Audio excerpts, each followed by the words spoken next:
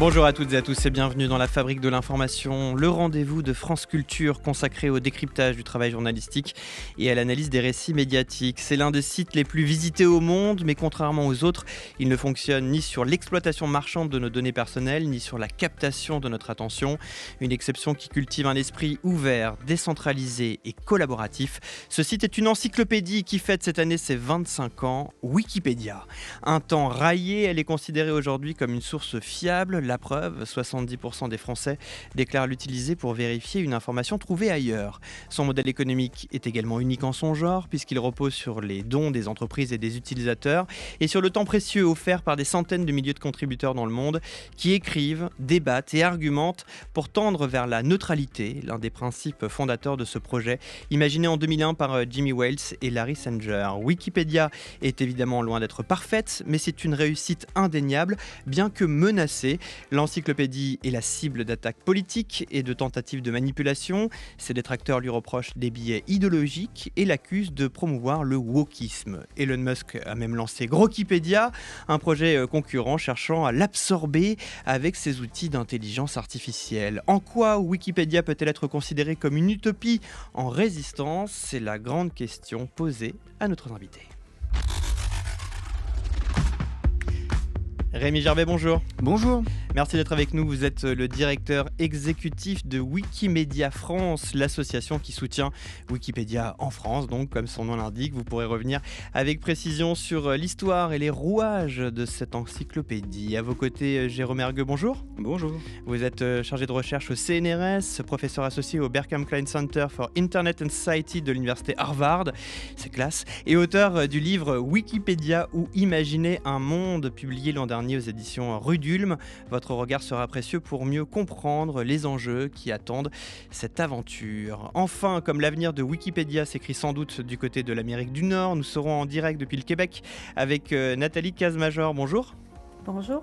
Vous êtes professeur à l'Institut national de la recherche scientifique de Montréal, spécialiste des communs numériques. Et comme toujours, une chronique de Courrier International, notre partenaire qui veille et traduit le meilleur de la presse étrangère avec vous, Sacha Mitchell. Bonjour. Bonjour. Votre sujet aujourd'hui ? Alors, porte sur le blocage d'Internet en Iran et ses conséquences sur la diffusion de l'information dans le cadre de la révolte en cours dans le pays. Et peut-être qu'il sera aussi indirectement question d'Elon Musk avec sa constellation de satellites Starlink. Vous avez le programme complet de l'épisode 20 de la Fabrique de l'information. Cette semaine de résultats médiamétriques qui salue un succès d'audience historique pour l'antenne, la vôtre, la nôtre, France Culture. Merci pour votre fidélité et votre écoute toujours plus importante en direct ou en podcast sur l'application Radio France. C'est parti.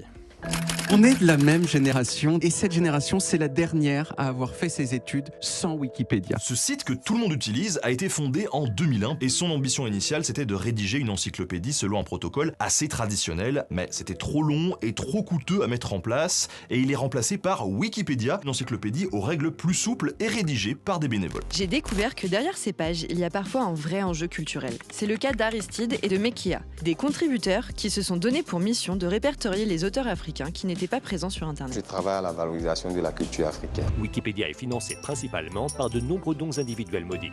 Ceci assure que le contenu sur Wikipédia reste neutre et indépendant des intérêts gouvernementaux, d'investisseurs et de publicitaires. Collège et lycée, grosso modo, quasiment 9 élèves sur 10 utilisent de temps en temps ou très régulièrement Wikipédia. Désormais, l'encyclopédie participative se retrouve prise dans la grande vague de polarisation de l'information, accusée de wokisme ou de LFisme par certains. Alors, Elon Musk vient de lancer son encyclopédie en ligne. Elle s'appelle Grokipédia pour concurrencer Wikipédia. La principale source de Grokipédia, ça reste Wikipédia. Comme Elon Musk n'a pas pu racheter Wikipédia, il a tout pompé et puis tout passé par la moulinette de son IA, baptisé Grok. Et voici comment est né Grokipédia, que je propose de rebaptiser Grokiplagia. Alors avant de revenir sur l'origine de Grokipédia, revenons sur l'origine de Wikipédia. En 2001 avec vous, Rémi Gerbet, Wikipédia ça part d'un succès en fait un peu accidentel. Complètement. À l'origine, Jimmy Wales et Larry Sanger, donc les deux fondateurs, ont l'idée d'une encyclopédie très classique dans son mode de fonctionnement et sa création. Demander à des experts de rédiger des articles sur leur sujet de prédilection, puis ensuite de faire relire et valider ces articles par un comité d'experts et de relecture avant publication en ligne. Et ce processus est avéré en fait extrêmement long. Au bout d'un an, il n'y a qu'une petite vingtaine d'articles en réalité qui sont publiés. Et donc l'idée là, c'est de dire, bon, il faut accélérer un peu le processus, sinon on n'y arrivera jamais.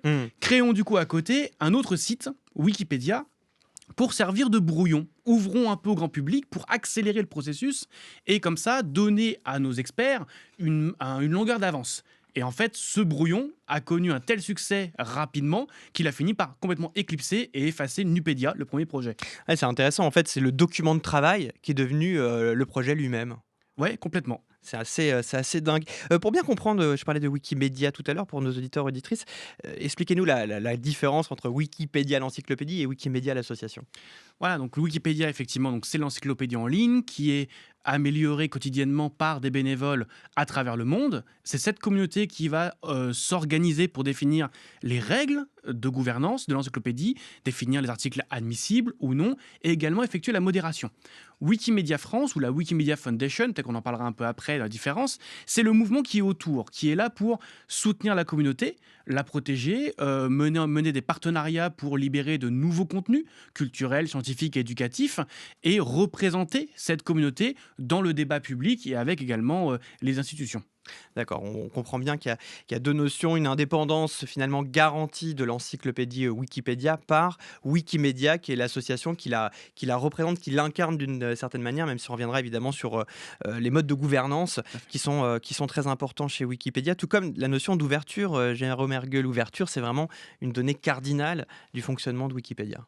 Ouais, effectivement, si on revient un petit peu sur ce moment de la naissance de Wikipédia, donc à la base, donc ce projet, c'était effectivement nommé Nupédia, et il était très classique. Donc si on se souvient un petit peu, les moins jeunes d'entre nous se rappellent que les encyclopédies à l'époque, il y avait des choses qui s'appelaient Britannica, qui s'appelaient Encarta, qu'on vendait. C'était des DVD, des CD-ROM. C'était des CD, voilà, qu'on vendait à prix d'or. Ça coûtait très très cher. Maintenant, je peux le dire, quand j'étais ado, moi, je devais pirater ça. Ça coûtait trop cher. Et puis bon, ça perdait sa pertinence très rapidement parce qu'il fallait les mettre à jour, ces bestioles-là. Donc le projet à la base, c'était d'avoir une encyclopédie en ligne qui soit certes dans un modèle très classique, avec revue par les pairs, écrite par des experts et des experts, mais qui aille plus vite, qui soit mise à jour plus rapidement, distribuée avec moins de frais, et donc réduire les coûts. Mais c'était simplement ça la vision, il n'y avait pas mieux. Et en fait, quand ils ont créé, comme le disait Rémi, ce site complémentaire Wikipédia sur la base d'une technologie, le wiki, qui avait 5-6 ans à l'époque, qui permettait de modifier directement une page web. D'où son nom, effectivement, hein, Wikipédia. Voilà. Wikipédia, wiki qui veut dire rapide en hawaïen. Vous pouviez modifier une page web directement après lecture, quoi, modifier son contenu. Ils se sont dit, on va utiliser ça, et donc ils ont designé un système totalement ouvert pour que tout un chacun puisse créer ses brouillons et qui seraient ensuite relus par les experts. Et effectivement, au bout d'un an, c'est pas 20 articles qu'ils ont fait. Wikipédia, il y en avait au bout d'un an 20 000 à peu près, et une communauté de plusieurs centaines de contributeurs qui est toujours restée très très ouverte et dont le succès a surpris les fondateurs même. Wales et Sanger ont, on peut le dire, complètement halluciné du succès du projet, de la qualité de ce qui était produit, du nombre de gens qui étaient très engagés derrière ça. Et d'ailleurs, si on avait demandé à des chercheurs, même en sciences sociales, de parier sur le succès d'un projet comme ça, que des gens pris sur toute la planète avec des avis aussi polarisés puissent se mettre d'accord sur des choses comme le conflit israélo-palestinien, je pense que personne n'aurait mis de piécette sur ce genre de choses. Alors, donc oui. Ce qui est intéressant, c'est qu'on voit déjà la notion de transparence, de la fabrication justement de l'information, des connaissances, des savoirs, puisque vous l'avez très bien rappelé, c'est un brouillon qui en est à l'origine. Et puis on voit aussi cette puissance du collectif, cette intelligence collective, et c'est ce fonctionnement organique, parce que comme vous l'avez dit, c'était pas choisi à la base, c'est presque de manière organique, ça s'est mis en place. Peut-être que si ça avait été souhaité, voulu, il y aurait une forme d'injonction qui aurait fait que Wikipédia n'aurait pas fonctionné. Nathalie Casemajor, on voit que la contribution, le modèle contributif, c'est vraiment ce qui détermine aussi l'identité de Wikipédia. Oui, effectivement, de la contribution ouverte, donc qui permet, alors en théorie, à tout un chacun de participer. Dans les faits, il faut quand même maîtriser certains codes pour pouvoir participer, pour faire en sorte que les contributions qu'on fait soient acceptées et durables. Mais effectivement, cette ouverture, elle est là. Si on regarde du point de vue de la démographie dans l'encyclopédie francophone, puisque du point de vue du Québec, on regarde aussi voilà comment la contribution à cette encyclopédie est une contribution mondiale, c'est-à-dire que les encyclopédies sont organisées par langue. Il y a chaque projet est, disons, semi-autonome. La Wikipédia en français fonctionne avec une communauté de contributeurs et contributrices qui n'est pas la même que celle de la Wikipédia en anglais ou en espagnol. Et donc, voilà, c'est une contribution qui se déroule à l'échelle globale. Alors, j'ai retrouvé une phrase de Jimmy Wales qui déclare que Wikipédia est comme une saucisse, on aime le goût, mais on n'a pas vraiment envie de savoir comment c'est fait.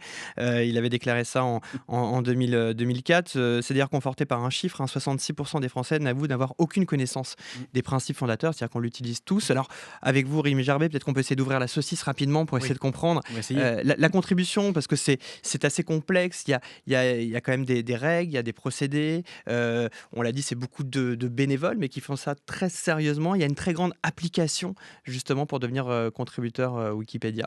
Oui, c'est vrai qu'en 25 ans, le processus il a beaucoup évolué. Effectivement, en 2001 ou 2002, quand il y a tout à faire, disons qu'à ce moment-là, il y avait vraiment plein de dynamiques différentes qui se lançaient. Et puis progressivement, il a fallu rationaliser un petit peu tout ça. C'est dirait même un peu bureaucratiser un petit peu tout ça.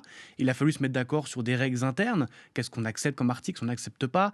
Les principes fondateurs sont ces 5 un peu grands piliers sur Wikipédia, sont apparus assez tôt finalement dans l'histoire de Wikipédia. On les rappelle très rapidement. Il y a le côté que c'est une encyclopédie. Ça signifie qu'il y a plein de sujets qui n'a pas sa place sur Wikipédia. Le fait que c'est sous licence libre, donc n'importe qui peut réutiliser le contenu de Wikipédia, même à but commercial.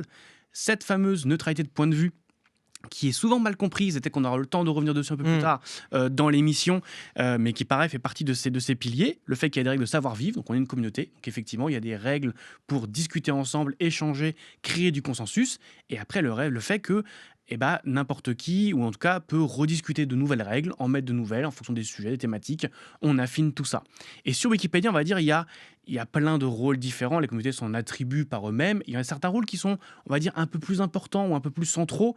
Et ça va être notamment le rôle des administrateurs. Donc, ce sont des bénévoles élus par la communauté, notamment qui ont ce rôle de, on va dire, de maintenance générale de l'encyclopédie, notamment en termes de contenu ou de lutte contre les vandalismes, par exemple. Mais donc, ils ont des pouvoirs particuliers, spéciaux. Ils peuvent, par exemple, fermer une page ou Ils ont des droits supplémentaires. Ils peuvent effectivement fermer une page, mais c'est uniquement après vote de la communauté, donc ils appliquent uniquement la décision communautaire. Par contre, ils peuvent prendre des décisions un peu plus de manière autonome, à savoir des protections de pages, lorsqu'il y a vraiment une lutte d'influence ou une guerre éditoriale, qu'on appelle ça chez nous, des contributeurs qui n'arrivent pas à se mettre d'accord sur un contenu et que la situation s'envenime un petit peu, ils peuvent venir pour protéger la page en écriture pendant un certain temps, et ils peuvent également bloquer des contributeurs, les empêcher d'écrire sur l'encyclopédie, quand ces personnes-là sont arrivées visiblement avec de mauvaises intentions ou ne respectent pas les règles de l'encyclopédie, les administrateurs peuvent les empêcher de venir du coup contribuer. Jérôme Hergueux, là c'est intéressant. On voit d'ailleurs justement en quoi Wikipédia est aussi un terrain de bataille informationnelle. Alors, on pourra revenir sur les différentes motivations des uns et des autres pour essayer d'avoir la main justement sur le contenu, puisque je l'ai dit en ouverture, c'est quand même il est dans le top 10 des sites les plus consultés encore aujourd'hui sur Internet. Donc il a quand même une grande puissance de fabrique aussi de l'opinion. Vous dites, Jérôme Hergueux, que finalement ce sont peut-être les pages où il y a les moins de controverses qui sont peut-être les plus problématiques, parce que les contenus peuvent s'afficher un peu dans un angle mort. Or, lorsque les pages sont très controversées, du coup, on les discute et peut-être qu'à la fin, l'information devient relativement fiable. Oui, alors j'aimerais revenir un petit peu à cette histoire d'ouverture pour faire le lien, rétablir quand même le principe de base. C'est vrai que les règles de contribution se sont beaucoup complexifiées au fur et à mesure du temps, mais Wikipédia reste une communauté absolument ouverte sur la plupart des pages. J'invite les auditeurs à ouvrir n'importe quelle page de Wikipédia. Il y a un bouton Edit, vous pouvez cliquer ce bouton, faire n'importe quelle modification comme sur un document Word, sauver ça et c'est live pour le monde. Donc ça, ça, c'est-à-dire qu'il y a une facilité, il y a une accessibilité. C'est vrai qu'on peut avoir. Et d'ailleurs, peut-être que même le début de cette émission peut conforter cette idée qu'il faut être un peu expert, un peu geek pour arriver sur Wikipédia. Finalement, n'importe qui peut le faire. En fait, c'est pas si vrai que ça. On peut éditer ça maintenant comme un fichier texte, comme un Word sur votre ordinateur. Vous cliquez un bouton et le monde entier peut le voir. Et il n'y a vraiment pas plus de filtres que ça. Voilà, donc ça c'est quand même le principe de base et c'est très important de l'avoir à l'esprit.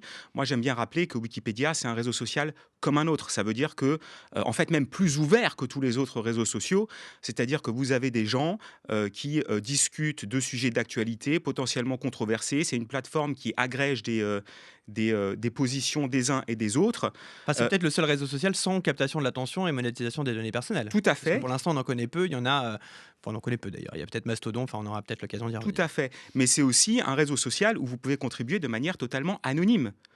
Donc d'une certaine manière, en fait, si on le considère comme ça, sur le plan purement technique, il n'y a rien qui distingue Wikipédia de Twitter, et Wikipédia est en fait plus ouvert que la plupart des réseaux sociaux commerciaux. Donc à partir de là, de cette ouverture, procède la qualité. Les règles de contribution sur Wikipédia, elles ne tombent pas du ciel, elles sont négociées par les contributeurs eux-mêmes sur des pages qui sont elles-mêmes collaborativement éditées. Vous n'y avez pas immédiatement accès parce que c'est séparé de l'encyclopédie pour ne pas mélanger les genres, mais c'est le même process de négociation de comment est-ce qu'on fait les choses. Et ces process-là sont bien pensés, on pourra y revenir, tourne autour d'un certain nombre de principes que Rémi a en partie déjà évoqués. Et donc l'idée, c'est vraiment, plus vous allez avoir de positions diverses qui vont s'affronter entre guillemets sur un sujet donné, plus chaque virgule va être pesée, sous-pesée, on va vous demander vos références, qu'est-ce que vous pouvez produire comme source factuelle à l'appui de vos arguments. Et donc, la recette de la qualité sur Wikipédia, c'est un sujet populaire et très controversé. Ça paraît contre-intuitif. Non, mais on voit bien que ça nourrit le débat, et c'est ce qui fait que les gens doivent... Parce que sur Wikipédia, il faut toujours prouver ses sources, il faut à chaque fois arriver à argumenter source à l'appui. Donc, quand on a une page qui est très controversée, finalement, elle devient très documentée, et ça permet à l'utilisateur de retracer en plus la chronologie des différentes discussions. Nathalie Casemajor, on a évoqué à l'instant le parallèle avec les réseaux sociaux. Peut-être prenons un parallèle au niveau du modèle économique. Le modèle économique des réseaux sociaux, on le connaît, je l'ai dit, c'est la captation des données personnelles, c'est la monétisation de notre temps d'attention. Quel est le modèle économique de Wikipédia ? On sait qu'il y a des dons, on sait aussi qu'il y a des entreprises qui peuvent financer en partie la fondation. Oui, alors la question du modèle économique, elle est intéressante parce qu'elle a évolué dans les dernières années. Mais si on retourne à l'histoire, en fait, c'est intéressant de noter que quand Wikipédia a été créé, ça a été créé sous le nom de domaine .com. Donc à l'origine, la vocation commerciale de l'encyclopédie n'était pas complètement écartée des fondateurs, de Jimmy Wales en particulier, mais assez rapidement, la communauté des contributeurs a refusé complètement la vocation publicitaire. Parce que ça passait notamment par la monétisation des données personnelles, on en a parlé tout à l'heure. Donc ça, c'est vraiment un modèle qui a été refusé. Ça a été un gros clash, en fait. Il y a une partie des contributeurs espagnols qui ont quitté le projet avec grand fracas pour protester contre cette possibilité-là. Donc le modèle économique a très longtemps exclusivement reposé sur les dons, des dons qui sont souvent des petits dons. Donc la plupart des dons qui financent le projet sont des dons de moins de $10 qui viennent du monde entier. Et il y a aussi des dons, des plus gros dons qui peuvent aller jusqu'à plusieurs millions de dollars, entre autres de compagnies du web comme alors Google, Amazon a donné de l'argent. En fait, ils ont tous donné de l'argent. Leurs employés ont aussi donné de l'argent. Donc il y a un modèle qui est essentiellement celui du don, mais on pourrait creuser là-dessus. Mais récemment, il y a une entreprise qui a été créée dans la constellation des projets Wikimedia. Alors vous évoquez de Google, c'est vrai que le nom de cette multinationale revient souvent lorsqu'on parle des grands financeurs de Wikipédia. Nathalie Casemajor, c'est quoi l'intérêt de Google de donner autant d'argent à Wikipédia ? Alors, c'est un intérêt majeur. En fait, Google et les autres grandes entreprises du web sont des très gros consommateurs de données ouvertes et Wikipédia et ces autres projets qui tournent autour, dont Wikidata, sont en fait aujourd'hui la principale infrastructure de données ouvertes du web. Donc c'est un volet qu'on voit moins comme lecteur, lectrice, où nous on consulte en fait les pages des articles de l'encyclopédie. Mais en fait, des machines, des machines des robots sont les principaux lecteurs de l'encyclopédie et des contenus de Wikipédia. Donc l'idée, c'est de se connecter à cette source de données qui est mise à jour quasiment en temps réel par les contributeurs, contributrices, et de nourrir les graphes de connaissances, donc qui permettent par exemple à Google de répondre à vos requêtes et de plus en plus à nourrir les modèles de langue, les grands modèles d'IA conversationnelle. Alors on va revenir justement sur ces LLM, mais peut-être juste Rémi Gerbet pour finir sur Google. Il y a une interdépendance finalement entre Google et Wikipédia. Ils ne le financent pas justement juste dans un pur esprit de donateurs. Ils sont aussi intéressés par ce que Wikipédia fournit et propose. Ils sont effectivement très intéressés. Google, comme plein d'autres grandes entreprises de la tech aujourd'hui, et notamment effectivement des entreprises de l'IA.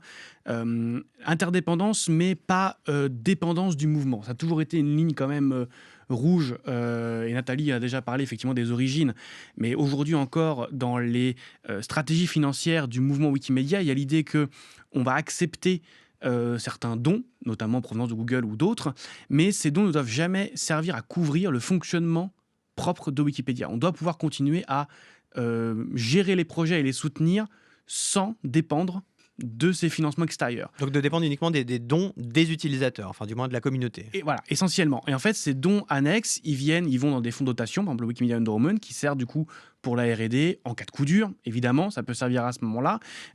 Et puis, il y a tout un enjeu de négociation à travers effectivement Wikimedia Enterprise, qui est de dire, vous utilisez les données ouvertes, très bien, le projet a été conçu de cette manière-là. Par contre, il y a quand même un respect, une reconnaissance à avoir vis-à-vis des communautés qui ont bâti ce socle de connaissances ouvertes. Et cette reconnaissance, elle peut passer, pas uniquement, elle peut passer par ce type d'accord. Et j'aimerais juste terminer sur une petite remarque sur la question des réseaux sociaux et du comparatif réseaux sociaux Wikipédia. Effectivement, on a évoqué le fait que les réseaux sociaux actuels sont connus pour le côté capter l'attention, le revente de données, etc. Il y a un autre aspect, je trouve, qui est important de mentionner, c'est que Wikipédia fonctionne sur deux timings. Il y a le timing réactif, on en a parlé quand il y a des sujets d'actualité, on va avoir des contributeurs qui vont effectivement échanger à un rythme très soutenu pendant un temps, mais Wikipédia, c'est aussi le temps long. Et souvent, des fois, on a tendance à l'oublier dans notre société, lorsque l'on critique un article Wikipédia qui n'est pas à jour ou qui serait biaisé à un instant T, c'est oublier que Wikipédia, c'est un projet de temps long. On n'est pas dans la réactivité tout le temps et c'est un projet qui se construit brique par brique, en fait. Et je pense que c'est quelque chose qui est toujours extrêmement important de rappeler. Et les D'où discussions... l'encyclopédie, parce que l'encyclopédie, c'est quand même plus l'objet du temps long. Wikipédia n'est pas un site d'actualité. Et les discussions sur Wikipédia doivent avoir pour principal objet les discussions sur le contenu de l'encyclopédie. On ne discute pas de la pluie et du beau temps. On est là pour discuter du contenu, on débat de la façon dont on va agencer l'article, de la façon dont on va effectivement ajouter de nouvelles références.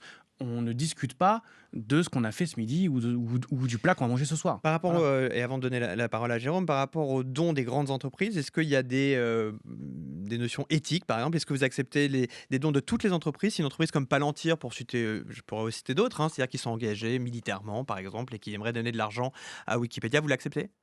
Alors, à Wikimedia France, on a, nous, une charte du mécénat et on a listé des secteurs d'activité sur lesquels Wikimedia France, nous en tout cas, on va refuser ce type de soutien. La fondation Wikimedia a parfois sa propre stratégie et là, j'avoue, je ne sais pas si la fondation accepterait ce type de don.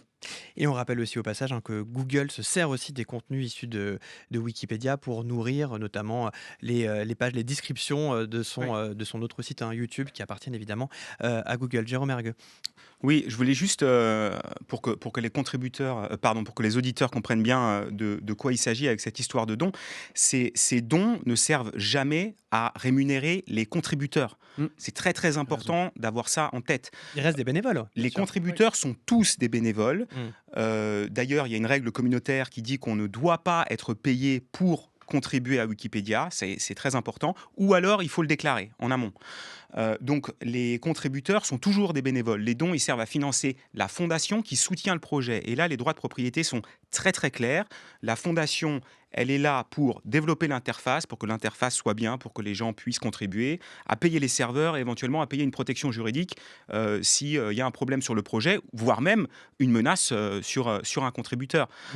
Par contre, le contenu, la fondation n'y touche jamais. Et si elle devait s'avérer changer cette politique, elle se prendrait un retour de bâton énorme de la communauté qui tient à ça dur comme fer depuis le début. La fondation ne met pas ses mains dans le contenu. Le contenu appartient à la communauté des contributeurs. À de rares exceptions, quand même pour le préciser quand même, la fondation étant responsable légale.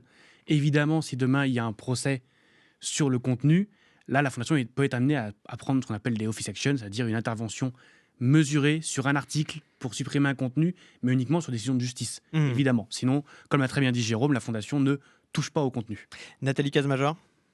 Oui, là-dessus, c'est aussi important de rappeler que la fondation donc, n'est pas propriétaire du contenu au sens des licences en fait, de contenu. Donc, dans le modèle d'entreprise qui a été créé, ce qui est vendu aux entreprises et aux organisations qui souhaitent utiliser les contenus, c'est pas un contrat de licence. Et ça, c'est difficile à comprendre justement pour des entreprises comme Google quand ils négocient, de comprendre que non, en fait, on n'est pas propriétaire des contenus. Comment ça comment vous pouvez nous contracter? En fait, ce sont des contrats de service qui sont offerts, puisque chaque personne qui contribue est propriétaire du droit sur chaque virgule qu'il a mis dans l'encyclopédie. Donc cette distribution collective de la propriété, c'est un modèle quand même très particulier au projet Wikimedia. Quand Wikimedia Enterprise contracte avec des entreprises qui est monétisé, donc ce n'est pas le contenu lui-même qui reste gratuit, accessible et ouvert pour tout un chacun, mais c'est le flux. C'est le flux des données, puisque ces entreprises pompent les données à un volume gigantesque. Et l'effet, c'est que ça ralentit la connexion pour les utilisateurs humains. Et donc, l'idée, c'est de faire contribuer, y compris financièrement, ces entreprises qui pompent la ressource pour maintenir le projet, pour maintenir les infrastructures et continuer à servir des connaissances pour des utilisateurs humains. Et puis on sait très bien aussi que Wikipédia, puisque parler de flux, amène énormément de trafic sur Internet. Et lorsqu'on est Google, on a quand même intérêt aussi à ce qu'il y ait un site aussi attractif que Wikipédia pour que les gens aillent sur Internet. Et bien souvent, la porte d'entrée pour aller sur Internet, ça reste encore aujourd'hui Google. Juste pour rester aux États-Unis, qu'est-ce qui explique, Nathalie Cazes-Major, qu'une personnalité comme Elon Musk aujourd'hui s'en prenne violemment à Wikipédia? Alors, ça fait partie, je pense, de son retournement politique et idéologique. Wikipédia a cette particularité que c'est une source d'information qui est autogérée, donc qui n'est pas contrôlable par des moyens habituels qui seraient le rachat d'une entreprise, comme il l'a fait avec Twitter. Donc, on ne peut pas contrôler le contenu. Alors, c'est aussi une attaque, je pense, contre un modèle organisationnel et politique qui n'est pas pyramidal comme celui de l'entreprise ou d'une organisation politique avec un chef. On a rappelé l'histoire dès le départ, un peu du sacrifice du chef au départ. Il y avait un éditeur en chef qui était Larry Sanger, et donc on a coupé la tête du roi assez rapidement dans Wikipédia. Et donc ce modèle très horizontal, très décentralisé, je veux dire, il est contre une conception du pouvoir au sein des organisations qui serait pyramidale avec un chef en haut qui décide. Oui, vous avez raison de rappeler que Larry Sanger a quitté très vite l'aventure Wikipédia, et on reviendra aussi peut-être sur les critiques qu'il a pu formuler à l'endroit de cette encyclopédie dont il reste le cofondateur, du moins c'est ce qu'il a écrit sur Wikipédia, donc forcément je le crois. Vous parliez de revirement, Nathalie Cazes-Major, c'est parce qu'Elon Musk a été un temps un donateur aussi. Oui, un très gros donateur. En fait, sa fondation a donné plus d'1 million de dollars, enfin à plusieurs reprises, des dons subséquents importants à la fondation. Et en fait, bon, quand il s'est engagé dans le mouvement MAGA, bon, il a suivi, je pense qu'il a suivi le courant de manière assez pragmatique, et taper sur Wikipédia, ça faisait partie des options qui étaient offertes à lui. Mais très longtemps, en fait, il a célébré Wikipédia. Il y a eu aussi un moment, je veux dire, de vexation personnelle, probablement, quand son article a fait état, l'article à son sujet dans Wikipédia a fait état des controverses au sujet du salut nazi qu'il a manifesté. Même s'il il avait déjà attaqué Wikipédia précédemment, même plusieurs années auparavant, Rémi Gerbet. Comment on peut expliquer, encore une fois, cette même question, pourquoi Wikipédia est dans la cible de Elon Musk? C'est juste parce qu'il ne veut pas racheter Wikipédia, parce que finalement Wikipédia est invendable, n'est pas à vendre d'ailleurs, et puis il ne pourrait pas le faire. C'est juste ça, ou il y a peut-être d'autres choses? Je rejoins totalement Nathalie. Je pense qu'il y a certes une question personnelle chez Elon Musk. Il y a eu une petite rivalité aussi avec Jimmy Wales, etc. Donc il y a une question, il y a un affect derrière ça. Et puis, il y a cette dynamique enclenchée depuis maintenant quelques années, qui est cette lutte informationnelle, guerre informationnelle que l'on voit s'exprimer un peu partout, cette lutte pour contrôler le récit. Et Wikipédia fait partie, malheureusement, ou heureusement, je ne sais pas, mais en tout cas, de ces cibles pour la base, en tout cas pour le groupe MAGA aux États-Unis, mais aussi pour des dictatures à travers la planète et différents groupes radicaux. Donc il y a cette volonté d'arriver à imposer son récit, imposer sa vision des choses. Et Wikipédia, par son rôle central aujourd'hui comme espace public numérique auquel tout le monde se raccroche, est forcément du coup un enjeu de lutte d'influence. Parce que c'est peut-être un des rares espaces qui échappe justement au contrôle du récit, comme vous venez de le rappeler, Jérôme Hergueux. Oui, bah, c'est vraiment ça. Pour des gens qui veulent contrôler l'information, Wikipédia, c'est très très frustrant. Vous ne pouvez pas l'acheter, vous pouvez mettre 40 milliards sur la table, personne ne peut vous le vendre. Vous n'avez pas de numéro de téléphone à appeler pour faire pression si vous voulez changer telle ou telle information. C'est un modèle totalement distribué.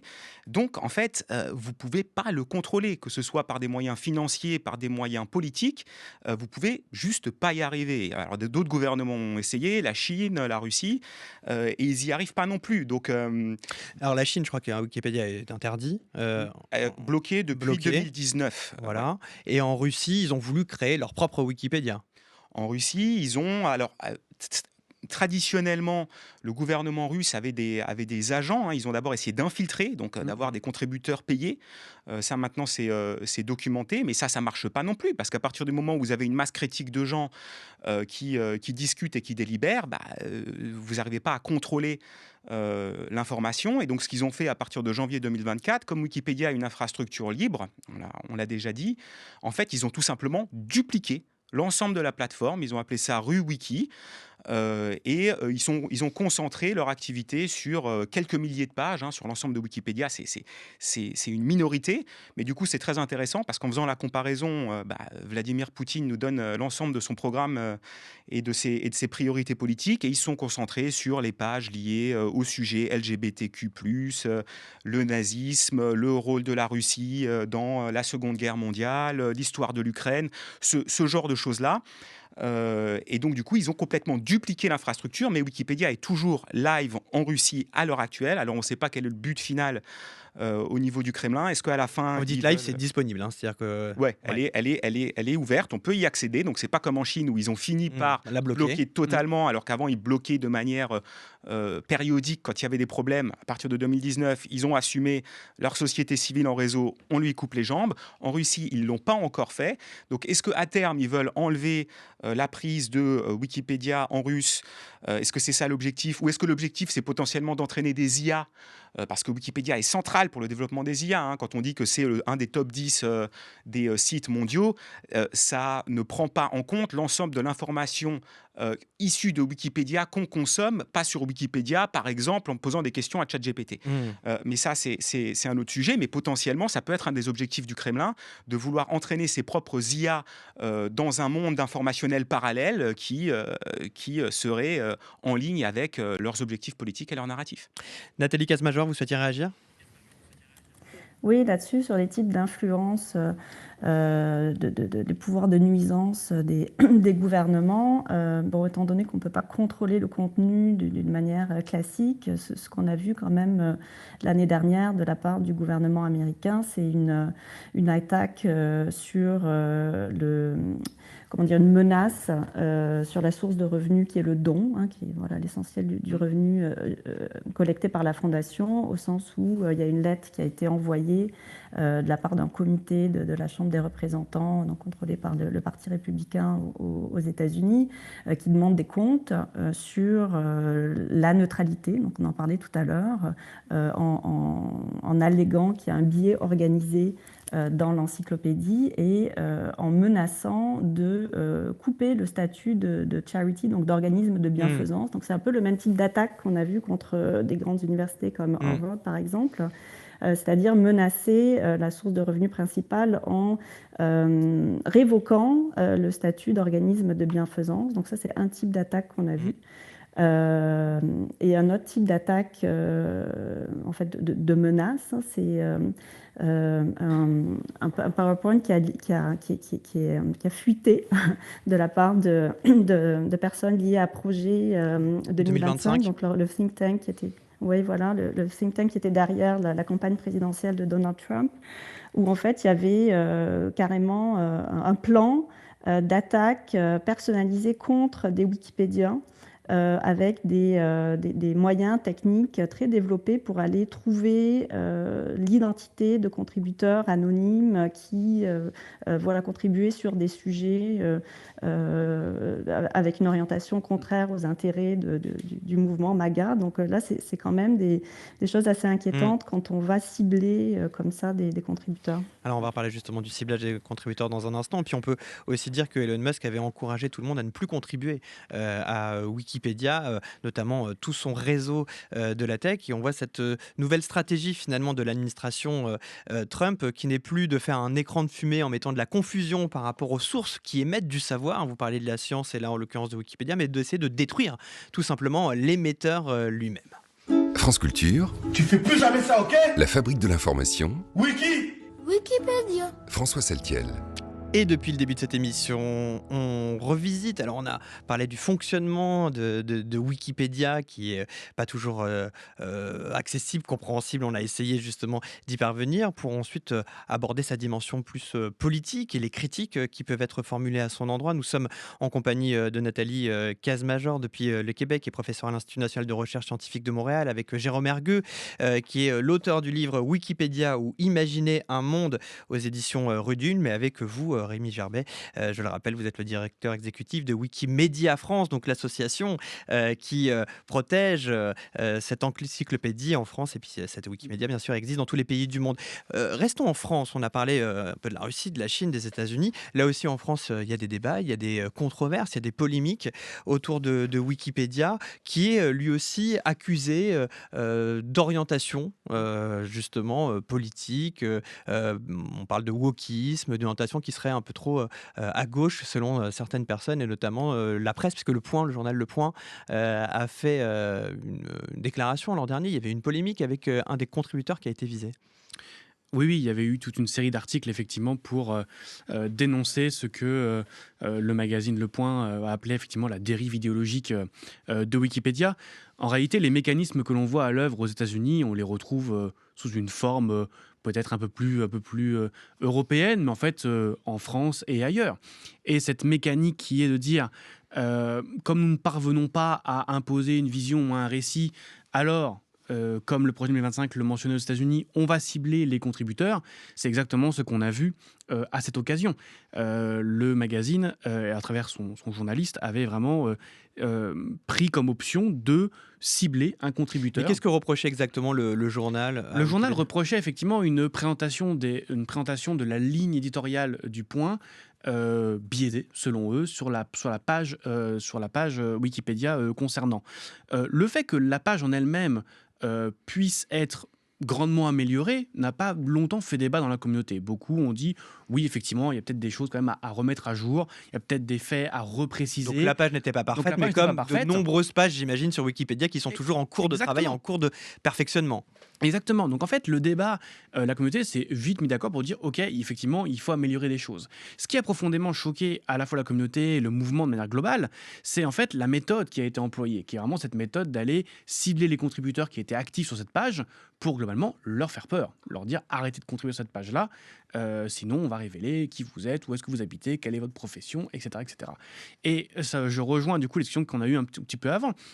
Si Wikipédia, effectivement, le contenu en lui-même est difficilement achetable, manipulable, etc., en revanche, la communauté, si on fait partir cette communauté, c'est là où il y a un risque à un moment donné de noyautage et de prise de contrôle de l'encyclopédie. Et on a eu un cas excellent, enfin en tout cas excellent, en tout cas un cas révélateur, probant, voilà, merci, avec le cas de la Wikipédia en croate, qui effectivement avait vu sa communauté décroître au point qu'un groupe d'extrême droite avait fini par noyauter complètement, prendre le contrôle sur cette version linguistique de l'encyclopédie, obligeant la fondation à intervenir.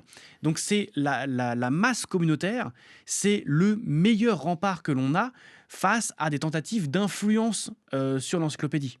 Ce qui est intéressant, c'est que depuis le début, on voit que ce qui fait la force de Wikipédia, ce sont aussi pour l'encyclopédie ses points de fragilité. C'est-à-dire que ce qui fait la force, c'est l'ouverture. On voit que cette ouverture peut être reprise, copiée, dupliquée. Vous l'avez évoqué en Russie, ensuite pour le biaiser. Et on pourrait dire la même chose de Wikipédia qui va avaler tout le contenu de Wikipédia. Et puis donc ces contributeurs qui sont bénévoles, mais donc ils sont aussi vulnérables. Donc les contributeurs, Jérôme Ergueux, c'est aussi un point de vulnérabilité pour celles et ceux qui aimeraient attaquer le projet et l'encyclopédie. C'est le point de vulnérabilité. Comme je le disais avant, l'ouverture, c'est la garantie de la fiabilité sur Wikipédia. C'est contre-intuitif, mais c'est clairement ça la règle. Et donc, à partir du moment où vous avez une masse critique de gens avec des opinions polarisées qui sont motivées pour entrer dans cette négociation collective sur la production de ce contenu encyclopédique, vous avez la recette de la qualité. Si vous faites peur aux contributeurs individuels par des pressions politiques ou autres et que la communauté s'en va, à ce compte-là, effectivement, vous pouvez avoir des biais. Donc, pour revenir sur cette question du point qui accusait certains contributeurs d'être biaisés, de ne pas être neutres, etc., en fait, ça, c'est une approche, un débat qui a absolument aucun sens. Je veux vraiment insister là-dessus. On ne peut pas prendre des contributeurs individuels et les accuser d'être biaisés. Tout contributeur individuel est biaisé. Bien sûr, il a des valeurs, il a une vision du monde. Et on peut comprendre aussi peut-être, parce que ces contributeurs sont aussi faillibles, ils ont peut-être même parfois des intentions, donc on peut imaginer qu'un contributeur aura envie de voir le monde ressembler à son image ou ressembler à sa vision idéologique. Alors j'imagine que c'est là où justement il y a la discussion qui vient rétablir, corriger par l'argumentation cette intention. Ça. Et donc, on disait au début de cette émission qu'un des piliers de Wikipédia, c'est la neutralité du point de vue. Ce critère de la neutralité du point de vue ne s'applique jamais aux contributeurs individuels. Ce serait illusoire et ridicule de le croire. Même un journaliste vient, quand il vient dans son studio, il vient avec ses propres biais, ses propres opinions, et il fait de son mieux pour maintenir une neutralité axiologique quand il discute. Du moins, il essaye d'être honnête par rapport au fait qu'il présente. Exactement. Bon, sur Wikipédia, c'est le jeu des arguments contradictoires qui fait la neutralité du contenu à la fin. Donc cet argument de neutralité, il s'applique aux résultats des délibérations collectives, pas aux contributions individuelles. Et c'est là que le point se trompe manifestement de débat. Ensuite, est-ce que Wikipédia est de gauche ? En fait, on a de la science sur la question, parce qu'on sait évaluer en fonction du langage qui est utilisé les biais qui seraient éventuellement présents ou pas sur l'encyclopédie. Et la réponse, c'est que Wikipédia est légèrement de centre-gauche. Alors quand vous dites justement de gauche, c'est par rapport au vocable utilisé ? Par rapport au vocabulaire utilisé. Donc ça, on peut le mesurer. Je ne vais pas rentrer dans tous les détails des stratégies de recherche sur le sujet, mais c'est très simple. Pour vous donner une idée de ça, en fonction du vocabulaire que vous utilisez, si vous êtes plutôt de droite, vous allez parler, par exemple, de charge sociale. Si vous êtes plutôt de gauche, vous allez parler de contribution sociale. Ça donne tout de suite une espèce de coloration idéologique à votre propos. Quand on mesure ça à très large large échelle sur Wikipédia, on trouve qu'en fait, Wikipédia est plutôt central et donc plutôt neutre. Donc, il n'y a pas de wokisme absolu sur Wikipédia, ça n'existe pas. Et à partir du moment où vous avez cette masse critique, les procédures sont telles que Wikipédia ne crée pas de la polarisation, du dissensus, et donc vous ne bougez pas sur les extrêmes, mais elle crée de la convergence et du consensus au niveau du contenu, mais aussi au niveau des contributeurs. C'est-à-dire qu'on a montré que dans le temps, et ça c'est important, contrairement aux réseaux sociaux traditionnels, encore une fois j'insiste, Wikipédia est un réseau social, au fur et à mesure que les contributeurs restent sur Wikipédia et sont exposés au point de vue contradictoire des autres, leur propre biais au niveau individuel a tendance à s'effacer dans le temps. Donc les contributeurs, à force d'être dans ce processus-là, ont des opinions qui se rapprochent les unes des autres. Et ça, c'est important de le dire. Et ça c'est intéressant parce que c'est justement l'antithèse des réseaux sociaux marchands classiques, puisque les réseaux sociaux marchands classiques, c'est ce qu'on appelle la bulle de filtre, où finalement notre vision du monde va être confortée par ceux qui la partagent. Donc il y aura un effet de renforcement. Et ce que vous nous dites là, c'est que finalement, si on est confronté à des gens qui ne pensent pas comme nous, on aura tendance, évidemment, à moins se radicaliser sur ses positions, puisque à trouver, un petit terrain de convergence. Vous souhaitiez réagir, Nathalie Casemajor? Oui, tout à fait, mais je souscris à ce qui a été dit par Jérôme. Je voudrais souligner tout de même qu'il n'y a pas d'homogénéité à l'intérieur même de chacune des encyclopédies dans les différentes langues, mais qu'en fonction des langues, en fait, la couleur, les tendances politiques peuvent être différentes. Donc, il y a eu d'autres études scientifiques aux États-Unis en 2017 qui penchaient plutôt, alors là, pour la Wikipédia en anglais, en disant que c'était plutôt de centre droit. Il y a eu d'autres études qui regardaient au niveau des articles, en fait, en disant, en fait, ça dépend des articles. Les articles politiques sont plutôt centre-gauche, mais les articles sur l'immigration sont plutôt vers la droite. Donc c'est très difficile de trancher, étant donné la manière dont fonctionne la contribution, le fait qu'il n'y a pas de ligne éditoriale homogène.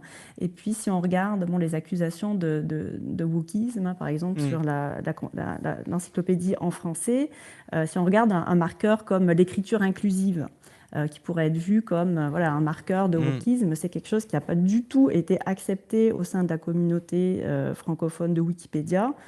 Donc on voit que sur des sujets assez marquants comme ça, l'accusation de wokisme, en tout cas, ne tient pas sur plusieurs points concrets qui pourraient être identifiés. Et aussi bien sur la langue que sur les termes, vous, de là où vous êtes placé, donc en Amérique du Nord, il y a aussi des débats concernant les Amérindiens, par exemple, qui sont des débats qui sont assez pertinents pour évoquer notre discussion. Oui, c'est ça. Donc, alors là, on rentre dans la discussion au sujet des biais systémiques. Et si on compare ce qui est la manière dont l'encyclopédie anglophone et francophone traite cette question des biais systémiques, on voit quand même une différence qui est assez marquée. C'est-à-dire que dans l'encyclopédie anglophone, il y a une reconnaissance plus affirmée de l'idée qu'il y a un biais ou tout du moins une orientation anglo-américaine dans les contenus des articles. Du côté de la Wikipédia en français, c'est beaucoup plus débattu. C'est-à-dire que le fait même de dire qu'il y aurait une orientation franco-centrée, comme disent parfois les Wikipédiens, c'est-à-dire centrée sur le point de vue national et culturel de la France, hexagonale, juste le fait de dire ça, c'est parfois vu comme de la non-neutralité, donc de simplement soulever le fait qu'il pourrait y avoir des biais systémique dans la manière dont le savoir est représenté dans l'encyclopédie. Donc assez rapidement on tombe dans des discussions épistémologiques. Qu'est-ce que le savoir? Est-ce qu'il est situé nationalement? Comment on négocie cette pluralité culturelle et linguistique au sein d'une encyclopédie qui est francophone et donc mondiale. Rémi Gervais, juste pour conclure sur ces accusations, c'est vrai que quand on en a un petit peu parlé tout à l'heure, le cofondateur de Wikipédia, Larry Sanger lui-même, qui parle de parti pris idéologique et religieux de Wikipédia qui est pour lui réel et troublant. Alors c'est peut-être pas surprenant parce que dès le départ il y a eu un point de discorde, mais ça donne du poids justement à ceux qui le critiquent. Oui, malheureusement. Et je pense que c'est peut-être un de nos enjeux futurs, si on se projette un peu sur l'avenir. En 25 ans, Wikipédia, effectivement, a gagné en fiabilité, a gagné en reconnaissance, a gagné tout simplement ce pari initial. Mais on voit bien que sur certains aspects très précis du fonctionnement de l'encyclopédie, notamment là, le traité de point de vue, on a encore du mal à expliquer en fait ce mécanisme Wikipédia. Le traité de point de vue, ça a été très bien expliqué ici, c'est au lieu de gommer les différences ou effectivement que chacun reste dans son coin avec ses idées préconçues, on est là effectivement comme dans un vrai espace public numérique où on se confronte les idées les unes aux autres et on travaille ensemble à trouver du coup un consensus éditorial, vraiment un consensus éditorial. On est vraiment sur l'idée de construire une encyclopédie. Et je pense que c'est un sujet important. On est là pour documenter les différences, pas les gommer. On est là pour les montrer qu'il y a débat sur un sujet. On est là pour vraiment informer le lecteur des discussions en cours autour d'une thématique. Et ça, on voit bien qu'aujourd'hui, on a du mal à expliquer le fonctionnement de l'encyclopédie au grand public de manière générale. Ce qui le rend, du coup, je pense, les personnes sensibles à ces arguments. Ça marche parce qu'en réalité, la mécanique de Wikipédia est encore trop méconnue, malgré l'usage important que l'on en fait. Alors, ce que je me disais en préparant cette émission, c'est, on le voit d'ailleurs les chiffres, les contributeurs, il faut continuer à nourrir justement j'allais dire cette armée, mais ce n'est pas du tout un terme belliqueux qu'il faut employer du côté de Wikipédia. Donc, c'est Wikipédiens qui sont en nombre qu'il faut préserver. On voit qu'aujourd'hui, l'accès peut-être qui commence à s'installer dans l'accès à la connaissance, c'est aussi les LLM et donc ChatGPT. Donc on va peut-être arriver à une génération même de jeunes qui vont pas aller sur Wikipédia pour s'informer, mais qui vont directement aller sur ChatGPT, qui n'auront donc pas la pratique du Wikipédia, la connaissance. Est-ce qu'il n'y a pas ce risque de voir Wikipédia disparaître des usages? Et donc la conséquence serait, si on ne sait pas comment ça marche et qu'on ne l'utilise pas, on aura moins tendance à vouloir y aller en tant que contributeur. Jérôme Hergueux. Oui, alors... Le pari de la création du contenu et de l'établissement d'une réputation pour Wikipédia, pour la qualité de son contenu, celui-là, il a été gagné. Par contre, le pari de la compréhension de la manière dont Wikipédia fonctionne dans le grand public, comme ça a été dit, celui-là, il n'est pas vraiment gagné. Donc les gens ne comprennent pas forcément comment Wikipédia fonctionne.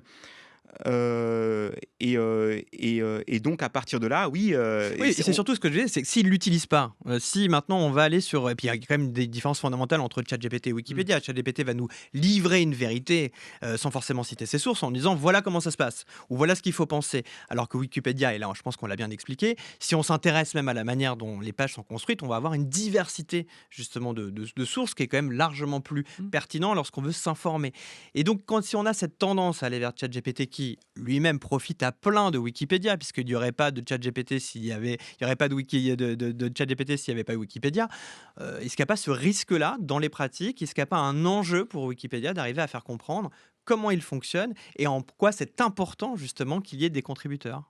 Oui, ce que je veux dire par là, c'est que Wikipédia, c'est fondamentalement une information que personne ne contrôle. Donc c'est une infrastructure d'information qui est totalement décentralisée. Et donc ça, c'est à la fois une garantie de qualité, mais aussi une garantie d'indépendance et de neutralité. Donc les LLM, les intelligences artificielles, utilisent le contenu de Wikipédia pour proposer des solutions. Donc le risque, c'est que les gens se reportent majoritairement, massivement, et c'est ce qu'on est en train de voir, bien sûr, vers ces intelligences artificielles pour avoir les réponses et pas directement sur Wikipédia. Le problème, c'est qu'à terme, quand tout le monde se sera déshabitué à aller chercher l'information sur Wikipédia, vous vous retrouvez avec une intelligence artificielle qu'une entreprise contrôle.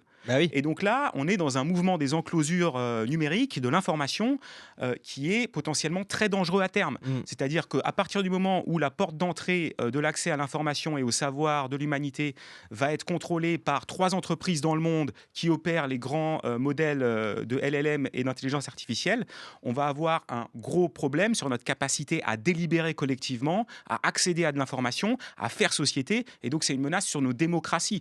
C'est ça qu'il faut comprendre, c'est que Wikipédia, c'est aussi un pilier de notre capacité à faire société en démocratie, justement du fait de ce non-contrôle et de cette décentralisation. Et donc l'IA, ça c'est un des risques majeurs, en plus de scier la branche sur laquelle elle est elle-même assise, parce qu'au fur et à mesure qu'elle va assécher la communauté des contributeurs en les renvoyant pas, à terme, l'intelligence artificielle qui absorbe ces contenus risque de perdre sa pertinence à long terme. Voilà, d'où l'intérêt justement de rappeler le fonctionnement et l'importance justement de Wikipédia pour continuer à faire vivre cette encyclopédie. C'est pas non plus anodin et un hasard si en Iran, par exemple, Wikipédia ou Internet tout simplement est bloqué et coupé pour nuire à l'information libre. Sacha Mitchell, c'est votre chronique, puisque avec vous, on part en Iran et ce blackout depuis le 8 janvier en pleine révolte contre le pouvoir. Et oui, plus d'une semaine que l'Iran est coupé, débranché du reste du monde. C'est comme vivre en pleine zone blanche, schématise l'expert iranien des droits numériques Amir Rashidi auprès du quotidien britannique The Guardian. La coupure, d'une précision déconcertante, serait à ce stade la pire de l'histoire du pays. Pour vous donner une idée, selon des informations du Financial Times, même le ministère des Affaires étrangères a été au moins temporairement coupé du réseau. Alors ce blackout, le régime de Téhéran le justifie par la nécessité d'empêcher, je cite, des terroristes agents de l'étranger de semer le chaos dans les rues. En réalité, il s'agit de mater la révolte à l'abri des regards, corrige le média Iran International basé à Londres. Depuis le début de la contestation fin décembre, d'abord contre l'inflation et désormais résolument contre le régime, entre 3 000 et 12 000 personnes auraient été tuées selon les différents décomptes. Et dans les rares images insoutenables qui nous proviennent, on voit ces sacs mortuaires à même le sol. Comment elles ont été transmises, ces images-là, d'une morgue du côté de Téhéran? Alors si vous voulez, l'internet iranien est déjà fortement cadenassé en temps normal. Comme en Chine, l'accès à certains sites est filtré ou interdit.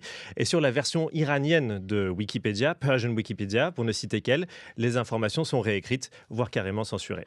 Baptisé réseau d'information nationale et construit de longue haleine par le régime, cet internet iranien, il fonctionne en fait presque exclusivement en vase clos. Comme l'explique le Financial Times, il n'existe que 2 conduits, 2 canaux reliant l'Iran au reste de l'internet mondial. C'est plutôt facile dans ces conditions d'interrompre le flux en cas de crise. Mais si le régime avait tout prévu, les activistes iraniens aussi ont anticipé le coup. Depuis quelques années, des dizaines de milliers de petites paraboles inondent le pays. Ces terminaux, comme on les appelle, acheminés sous le manteau depuis les pays voisins comme l'Arménie ou l'Irak, permettent de se connecter au système satellitaire Starlink de l'américain Elon Musk. C'est en partie donc grâce à cette technologie que les vidéos des massacres ont pu parvenir au reste du monde et en premier lieu aux médias persanophones comme Iran Wire installé à Londres, Independent Persian à New York et Radio Farda à Prague. Et ce sont ces médias d'ailleurs que nous utilisons à Courrier International pour rendre compte de la situation sur place. Alors le régime a durci la législation sur la détention justement du matériel Starlink. C'est ça, une loi de juillet 2025 interdit à quiconque de posséder un terminal et les contrevenants risquent gros 10 ans de prison, voire pire dans les circonstances actuelles. Pour les plus déterminés, il s'agit du coup de sortir la mini parabole de manière sporadique pour quelques minutes de connexion, histoire d'éviter d'être dénoncés par des voisins ou repérés par les drones du régime. Difficulté supplémentaire, les autorités se sont mises ces derniers jours à utiliser des brouilleurs qui sont d'une efficacité redoutable, nous dit la presse. Ce serait du matériel probablement fourni par la Russie ou la Chine. Tous ces obstacles mis bout à bout font que même les quelques dizaines de milliers de personnes qui disposent d'une installation Starlink, c'est pas grand-chose par rapport aux 90 millions d'habitants. Et bien même cette petite minorité n'a presque plus la possibilité de communiquer au-delà des frontières. Alors, est-ce qu'il n'existe pas d'autres moyens que Starlink? Alors si, certains Iraniens en exil, spécialistes de la cybersécurité ou des télécoms, ont mis au point des problèmes informatiques capables de contourner le blocage. L'une de ces messageries, que nous décrit le Financial Times, s'appuie sur les infrastructures Internet rudimentaires que le régime a laissées en route. Par un jeu de code, un petit logiciel d'envoi d'emails approuvé par le gouvernement peut par exemple devenir un moyen de communication avec le monde extérieur. D'après le journal londonien, un simple navigateur uniquement textuel peut également contourner les blocages. Mais ces techniques, elles ne marchent pas à tous les coups, elles sont que des pansements en attendant le rétablissement d'Internet. Dans combien de temps? Quelques jours, quelques semaines? Une question taraude la presse internationale, surtout à quoi l'Internet iranien ressemblera-t-il une fois remis en marche? Merci beaucoup Sacha Mitchell, journaliste à Courrier International, une chronique que vous pouvez réécouter sur le site de la Fabrique de l'Information, sur Radio France et évidemment du côté de Courrier International. Nathalie Cazemajor, peut-être pour terminer, vous qui êtes une spécialiste des communs aussi, on a parlé des menaces qui guettaient et qui inquiètent Wikipédia, mais Wikipédia peut aussi servir peut-être d'inspiration pour imaginer un monde meilleur dans le cadre de notre espace numérique informationnel. Oui, effectivement, je pense que c'est vraiment un modèle qui est très très singulier, qui doit être protégé et qui doit pouvoir encourager d'autres outils développés en open source et en logiciel libre, c'est-à-dire pouvoir être finalement un levier pour tout un écosystème d'outils au service de la démocratie. Et donc d'être un fer de lance non seulement de données ouvertes, mais aussi d'encourager la production de ces outils qui peuvent servir plus largement au maintien d'un espace public pluriel et démocratique. Et ben voilà, Wikipédia à 25 ans, c'était important pour nous ici à la Fabrique de l'Information de saluer cet anniversaire, de se projeter aussi vers l'avenir, évidemment, en espérant que dans 25 ans, Wikipédia sera toujours là et aura résisté aux différentes menaces que nous avons parcourues aujourd'hui avec vous, Jérôme Ergueux. Je vous renvoie à votre ouvrage Wikipédia ou Imaginer un monde avec vous, Rémi Gerbet. Vous êtes le directeur exécutif de Wikimedia France et avec Nathalie Cazemajor. Je remercie à la préparation de cette émission, comme chaque semaine, Joséphine Reynard à la réalisation, Sorge Leroy et à la vidéo Félix Delacour, car cette émission de la Fabrique de l'Info est également retrouvée sur notre chaîne YouTube.